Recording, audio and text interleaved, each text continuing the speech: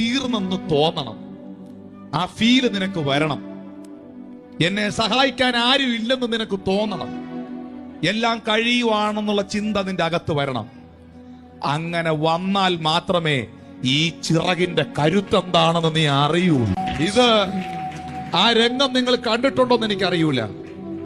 ഈ ചുണ്ടി നീ മാംസ കഷ്ണത്തെ ഈ ചെറിയ ചിറകുള്ള കഴുകനെ അങ്ങ് വിടും. ഇതൊന്ന് അട്ടിക്കും, ഒന്ന് കളിക്കും, ഒന്ന് കറങ്ങും. ഇങ്ങനെ മലനടിച്ചൊക്കെ ഇങ്ങനെ പോയി പാറയുടെ മേളിൽ വീണ് അടിച്ച് വീഴുമെന്ന് ഇത് തോന്നുന്ന ആ ടൈമിങ് ഭയങ്കരമാണ്. ഇങ്ങനെ വന്ന് കോരി എടുത്തോണ്ടൊരു പോക്ക്, എല്ലാം കൈവിട്ടു പോയി എന്ന ഫീല് നിനക്ക് വരണം. പക്ഷെ ഒന്നും നിന്റെ കയ്യിൽ നിന്ന് പോകാൻ സമ്മതിക്കുകയില്ല. കർത്താവ് പറയുന്നു, ആ ടൈമിങ്, കഴുകന്റെ ടൈമിങ്.